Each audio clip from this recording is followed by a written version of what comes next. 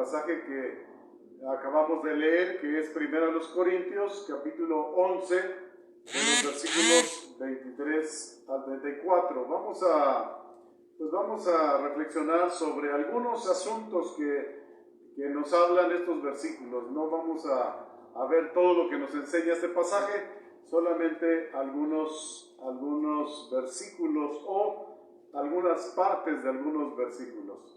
Y tiene que ver precisamente, hermanos, con la cena del Señor, lo que pues estamos conmemorando o celebrando hoy. Y bien, la cena del Señor, hermanos, es la segunda ordenanza más significativa e importante que Cristo dio a su iglesia, que Cristo nos dejó. La cena del Señor encierra múltiples enseñanzas acerca de la vida cristiana, de manera que cuando la celebramos, como es debido, pues ampliamos nuestra comprensión del simbolismo que la cena del Señor encierra. Pero también podemos ver y recibir los beneficios que Dios ha provisto para nosotros cuando obedecemos este mandato del Señor. Así que vamos a recordar, hermanos, lo que simboliza los elementos de la cena del Señor, así como su propósito y algunos beneficios que tenemos al celebrarla. En primer lugar, entonces, ¿qué simbolizan los elementos de la cena del Señor? Es una pregunta muy importante que debemos tener presente siempre. ¿Qué simbolizan los elementos de la cena del Señor? Bueno, como ya sabemos, la cena del Señor, en la cena del Señor usamos dos elementos, y estos dos elementos tienen un simbolismo. El simbolismo fue dado por el Señor Jesucristo. En primer lugar, hermanos, el jugo de uva. El jugo de uva representa o simboliza la sangre de Cristo. Creo que eso ya todos lo sabemos y lo tenemos presente. Pero bueno, estamos aquí para recordar. Entonces simboliza la sangre de Cristo. La sangre también es una representación y en este caso representa la vida. La sangre de Cristo, hermanos, derramada en la cruz, es la vida de Cristo derramada en la cruz para nuestra redención y para nuestra salvación. La Biblia dice en el Pentateuco que la vida está en la sangre, y por eso es que hablamos de la sangre de Cristo derramada en la cruz, porque la sangre es la vida de Cristo que fue derramada en la cruz. El pan es el segundo elemento que usamos en la cena del Señor, ordenado por el mismo Señor Jesucristo, y representa el cuerpo de Cristo, el cuerpo físico de Cristo, que fue inmolado en la cruz en nuestro lugar. Ese cuerpo que fue maltratado, fue golpeado y finalmente fue clavado en una cruz. Entonces el pan representa esa inmolación del cuerpo de Cristo. Pero también ahora, o después de la muerte y sacrificio del Señor Jesucristo, el cuerpo de Cristo también es la iglesia. Así que el pan también representa de alguna forma a la iglesia, que es el cuerpo de Cristo. Por eso es que en algunos versículos dice que tenemos que discernir bien el cuerpo de Cristo. Y esto se refiere tanto a su cuerpo físico que fue inmolado, como su cuerpo espiritual, que es la iglesia. Así que estos son los dos elementos con sus respectivos símbolos. Ahora pasemos a ver cuál es el propósito de la cena del Señor. Y en este propósito, pues entonces vamos a encontrar lo que en los versículos 24 y 25 de 1 Corintios 11 nos dice, pero solamente al final de estos versículos. versículos 24 y 25. Al final de estos versículos dice, haced esto en memoria de mí. Pero voy a leer el versículo completo. Dice, y habiendo dado gracias, lo partió y dijo, tomen, coman, este es mi cuerpo que por ustedes es partido. Hagan esto en memoria de mí. Esta última frase, hagan esto en memoria de mí. Esto nos indica, hermanos, el propósito por el que nosotros ahora, o todos los hijos de Dios y las iglesias, debemos celebrar la cena del Señor, para que al conmemorar la muerte de nuestro Señor Jesucristo, lo hagamos en memoria de Él. En el versículo 25 también dice, asimismo tomó también la copa después de haber cenado, diciendo, esta copa es el nuevo pacto en mi sangre, haced esto todas las veces que la bebiereis en memoria de mí. Así que todo debemos hacerlo en memoria de Cristo. Pero, ¿en memoria de qué? ¿En memoria de qué? Bueno, con la cena del Señor, hermanos, recordamos que Cristo murió en la cruz por nosotros. Cuando celebramos la cena del Señor, estamos recordando la muerte, la sepultura y la resurrección de nuestro Señor Jesucristo. Pero no es un recordatorio simple. No es como recordar cualquier cosa. Es más bien un recordatorio especial. Algo que nos produce gozo. Un recordatorio que nos lleva a revivir el momento en el que nuestro Salvador estaba entregando su vida por nosotros para nuestro rescate.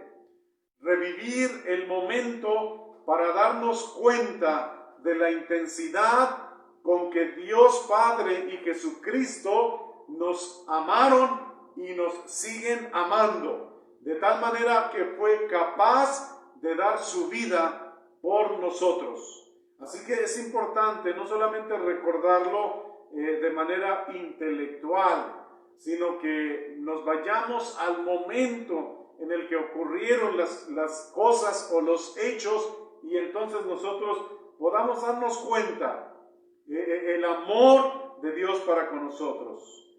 También es para que recordemos el sacrificio de Cristo, porque el sacrificio de Cristo depende lo que ahora somos. ¿Y quiénes somos? Bueno, pues somos personas regeneradas, somos personas transformadas, somos personas con una nueva vida, y esta nueva vida es la que Cristo nos ha dado, y nos ha dado gracias al amor que ha tenido para con nosotros y al dar su vida en la cruz.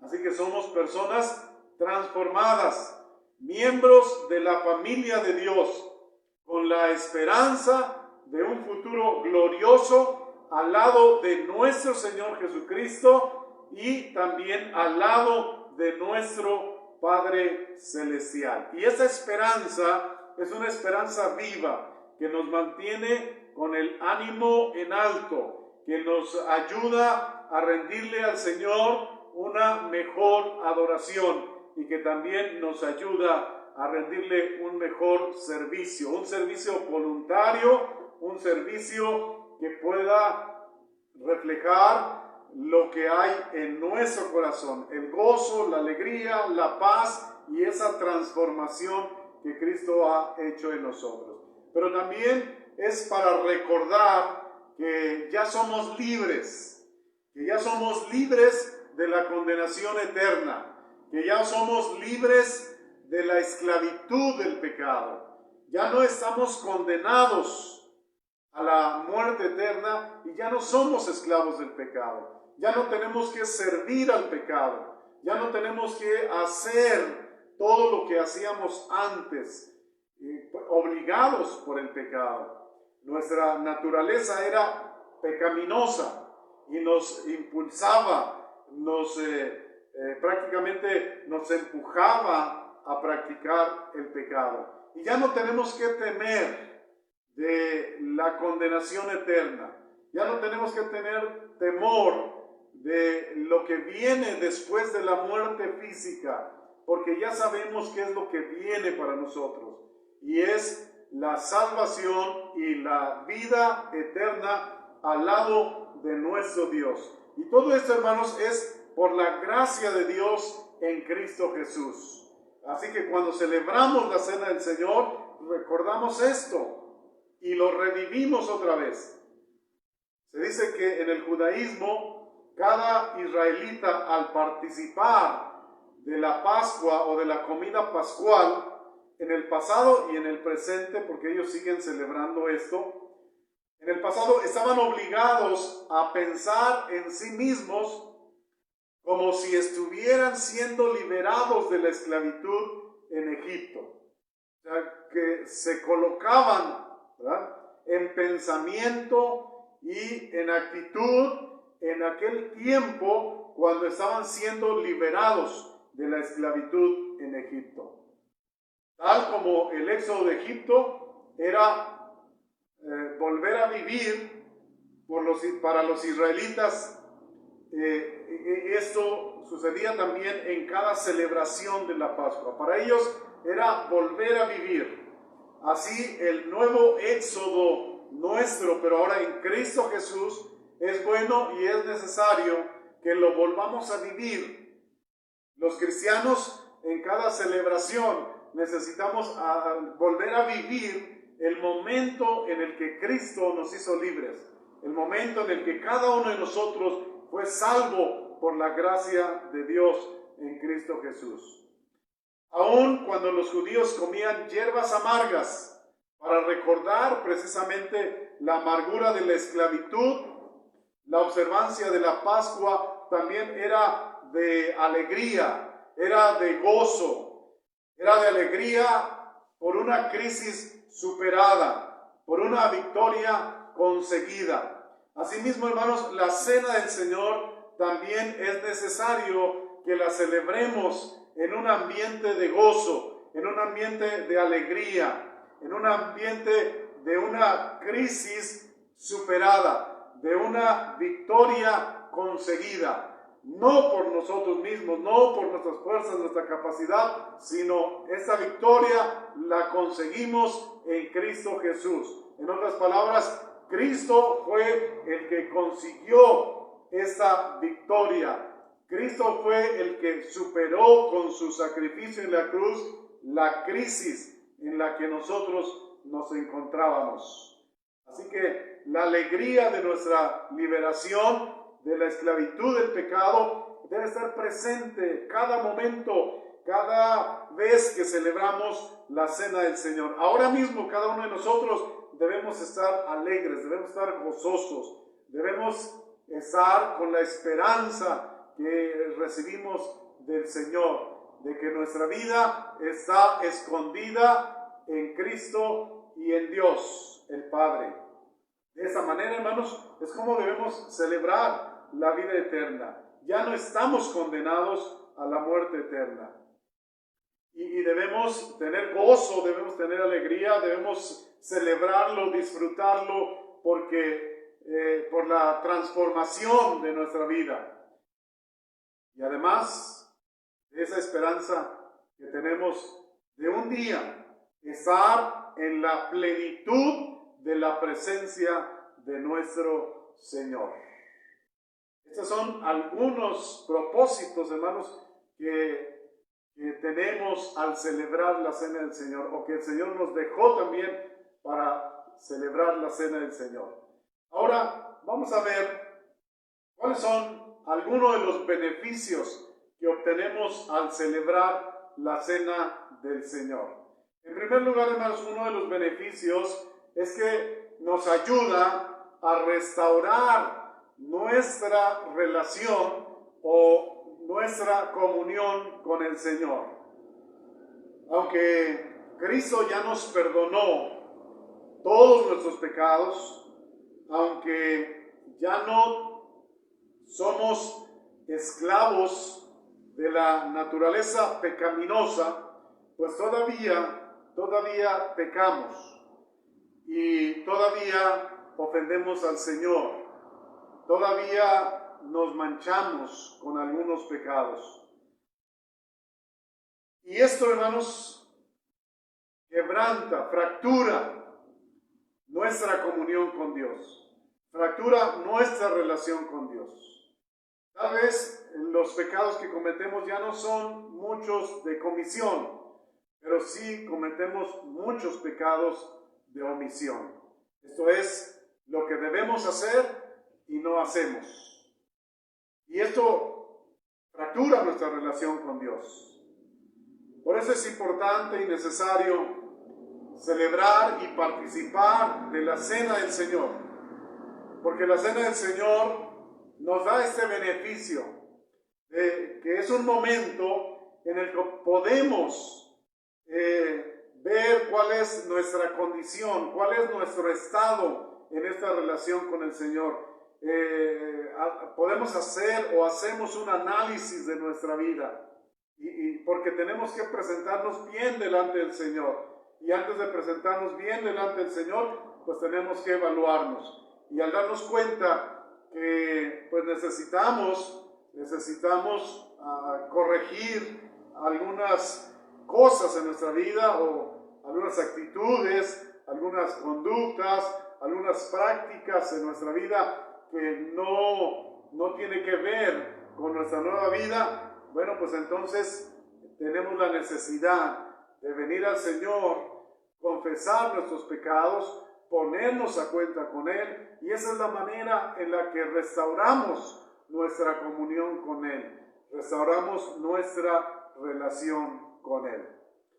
En el versículo 27 de 1 Corintios 11 dice lo siguiente: de manera que cualquiera que comiere este pan o bebiere esta copa del Señor indignamente será culpado del cuerpo y de la sangre del Señor. Esto nos habla de la necesidad y la importancia de participar de la Cena del Señor después de haber hecho las paces, por decirlo así, con nuestro Señor. Porque si no hacemos las paces, o no nos reconciliamos, o no confesamos nuestros pecados y restauramos nuestra comunión con el Señor y participamos de la Cena del Señor, bueno, esto nos va a llevar a seguir fracturando esta relación, a seguir pecando, ofendiendo a nuestro Señor, y nuestra comunión y nuestra relación pues se va fracturando más y más. Y por eso es importante que antes de participar, pues entonces podamos, o nosotros hagamos un análisis en nuestra vida y ponernos a cuentas con el Señor. También en el versículo 28 dice: por tanto, pruébese cada uno a sí mismo y coma así del pan y beba de la copa. Lo que acabamos de decir prácticamente, hermanos. Esto es lo que tenemos que hacer, así que grabemos esto bien en nuestra mente y lo tengamos presente todo el tiempo. Pero otro de los beneficios, hermanos, que tenemos al participar y celebrar la Cena del Señor es que nos libra de juicios temporales. Al restaurar nuestra comunión y nuestra relación con el Señor, nos trae como beneficio ser librados de juicios temporales que Dios trae a sus hijos como disciplina para corregir a los que se han salido del camino o se han desviado por causa de algunos pecados. Dice el versículo 29, porque el que come y bebe indignamente sin discernir el cuerpo del Señor, juicio come y bebe para sí. Esto es los que participan de la Cena del Señor y lo hacen indignamente. No lo hacen correctamente, no lo hacen restaurando su comunión con el Señor. ¿Qué va a venir? Juicio para ellos. Estos juicios son temporales, son disciplinas del Señor. Pero no solamente ellos, porque algunos pueden decir, bueno, pues entonces no participo en la cena del Señor para no recibir estos juicios. Bueno, o esta disciplina. Bueno, aunque no se participe de la cena del Señor, todos aquellos que fracturan su relación con el Señor y no se vuelven a Él para ponerse a cuentas, Dios también tiene disciplina para ellos. Y yo creo que no es agradable la disciplina, aunque trae beneficio, pero no es agradable. Bueno, entonces si no queremos disciplina de parte del Señor, andemos bien, estemos bien con el Señor. Cada vez que tengamos la necesidad de ponernos a cuenta, pues hagámoslo. Ahora les digo, estos juicios o esta disciplina es para corrección, no es para destrucción, es para corrección y para crecimiento de cada hijo de Dios. Cada uno entonces es responsable de examinarse, de probarse a sí mismo para darse cuenta o descubrir los asuntos que violentan su comunión con Dios y entonces tomar las acciones pertinentes para corregirlos y mantener entonces una buena comunión con el Señor y así también pues evitar el castigo o la disciplina. Dice el versículo 30, aquí nos dice cuáles son algunas de estas disciplinas o juicios que Dios trae.